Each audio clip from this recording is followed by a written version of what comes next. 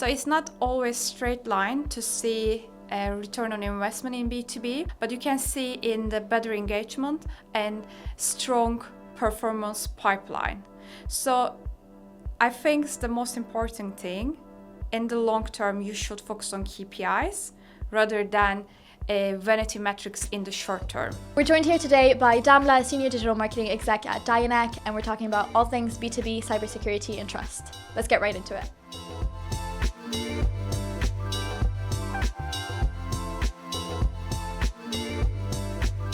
So Damla, B2B cybersecurity is such a specific field. How did you find yourself in the marketing side of this thing? My journey in cybersecurity began 3 years ago after shortly completing my marketing master's at Oxford Brookes University. To be honest, I didn't have much knowledge about it before I started this industry. Yeah, but then I started learning about and exploring about it. It attracted me a lot, and because it's quite meaningful. It's not just about selling. It's about mostly helping businesses protecting themselves, comply with regulations, and building trust with their customers.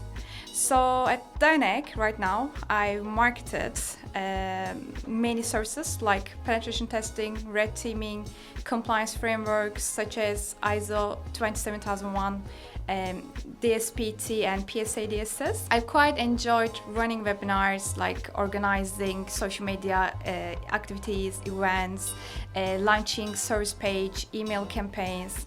But my favorite part about my job is actually making cybersecurity accessible to everyone through educational content and clear messaging.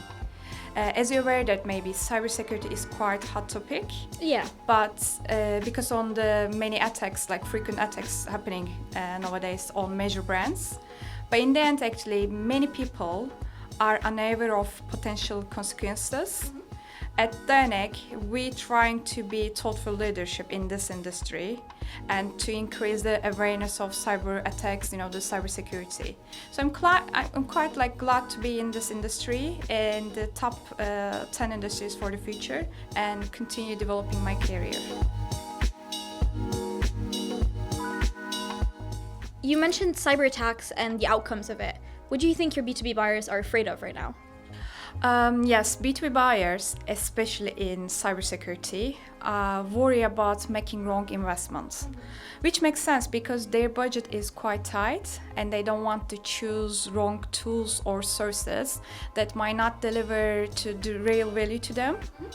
But on the other side, they're quite also anxious about compliance, evolving and changing regulations. There is DORA, NIS2 and data law protection, because they don't know what to do and where to start. That could be sometimes a problem, Another fear they are facing is the threats of cybersecurity breaches, because these breaches are not just only affecting their technical side, mostly affecting their reputation and customer trust. And it's the most important thing nowadays. So at the end of the day, they want to have reliable and clear solutions that manage risks and stay compliant. A thing we're seeing a lot across cybersecurity is that a lot of people tend to use fear in their messaging. Where do you think you can draw the line? Where does it become, yes, use fear about your messaging, and where does it just become manipulative? Well, it turned to the manipulative side because this message is quite exaggerated and creates a panic rather than offering a clear messaging to the customer. So what I believe is actually, while fear-based marketing can be effective in the short term because it is quite crucial to use it responsibly and ethically. But if you want to focus on long-term relationship with your clients, then the trust and brand associations can be essential for sustainable success. So, as you know that maybe in the cybersecurity, trust is the key thing. So the goal should be always to inform and empower to your clients rather than frighten, people buying into something. So it might be we can see the industries shifting from fear to trust and brand associations in the future. That would be great, actually. It's really interesting because fear is one of those tactics in marketing where it drives that initial FOMO urgency. It makes you want to act, but you're completely correct. Long term, do you really trust the person that's bullying you? That's true. Yeah. That being said, trust is something that you have to build fairly quickly, although it is something you build on long term. You are in an industry, cybersecurity, that is super high stakes. The tech is so complex. What's your go-to approach to building that trust fast? I know it doesn't sound easy because when the tech is, complex and the stakes are high, it's quite challenging. Yeah. But my approach around is clarity, relevance, and alignment. So firstly, the messages must be clear and straightforward, because even though technical audiences, they quite appreciate while you explain something like a basic way rather than overloading them technical jargon. I think which side should be clear. Secondly, the content should be aligned to your business goals and your customers' pain points, which genuinely shows you understanding them. Lastly, but not leastly, alignment is the crucial thing. You have to be sure about your message the same across all your touch points, like from marketing to sales, to technical teams to consulting, because when there is a consistency, the trust builds naturally. So there are three things. 1, clarity. 2, relevance. And 3, alignment. We're talking so much about trust. Is there any specific format or channel that has previously worked for you? Honestly, Luna, it's not easy. But for me, shaping digital strategy around trust means less thinking about selling and focusing more about, educating and helping businesses. Because that shift changes to the tone of your content to the tools and services that you choose. At Dynec right now, we're quite investing in educational content like comprehensive guides, technical detailed blog posts and explainer videos that shows our expertise and addresses directly our audience's pain points.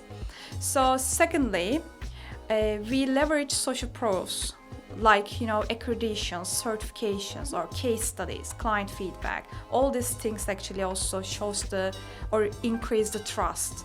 And lastly, and thirdly, I told you before that consistency is the key thing. Mm-hmm. So we have to be sure that our websites, our LinkedIn account, our emails, should be the same messaging we're giving to them.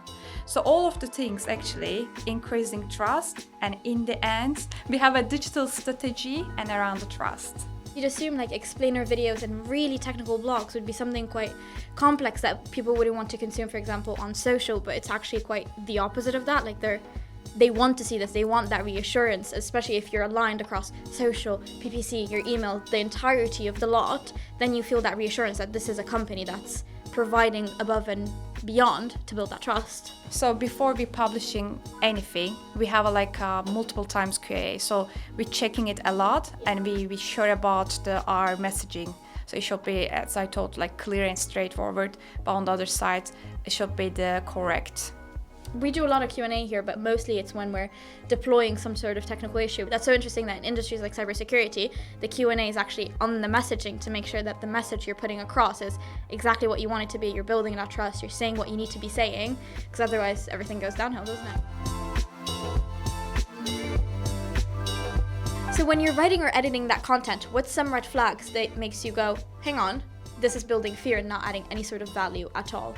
Yeah, that's a good question. When I'm writing or editing any content, I don't include any, dramatic headlines, exaggerated claims, or lack of clear solutions.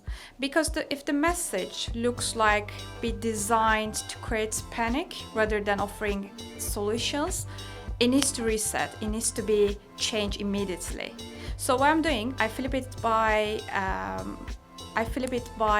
grounding messaging in facts, or maybe the adding practical guidance and focusing on tangible things like audience can do to reduce risks.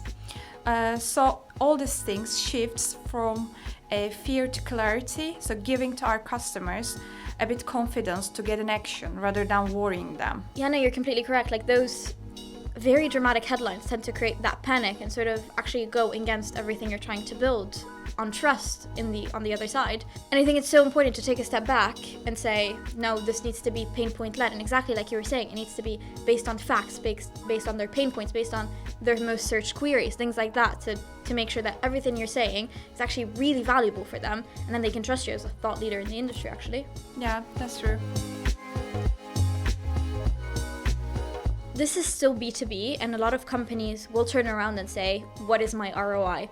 How do you fight that? How do you tangibly measure your trust building work? You're right, trust can be intangible, especially in B2B, compared with B2C, because in the B2C you can clearly see the results.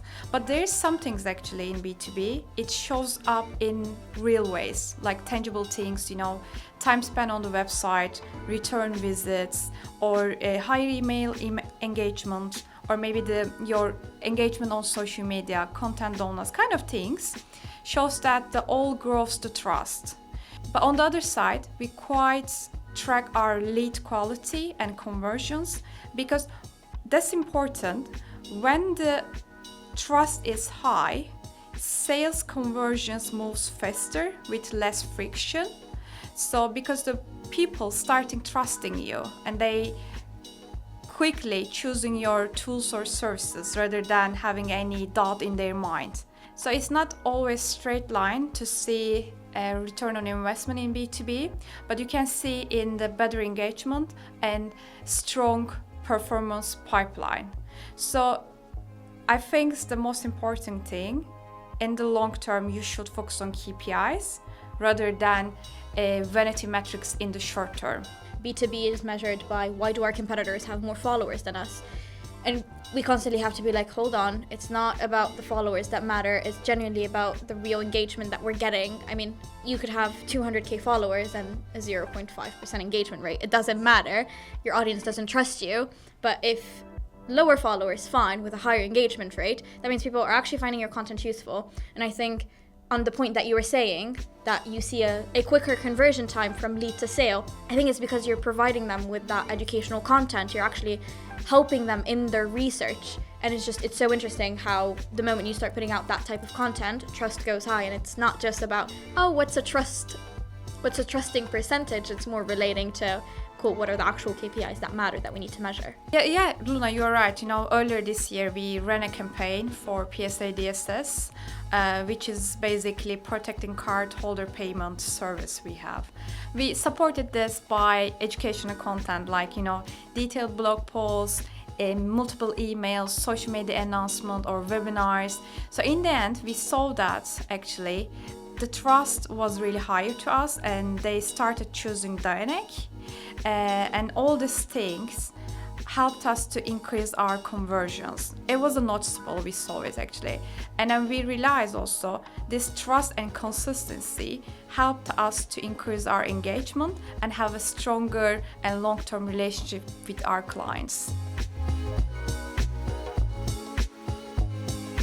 So obviously marketing best practices is you still have to have that FOMO-inducing, urgency-inducing type of messaging. Some might call it clickbaity headlines. How do you balance it with more grounded messaging?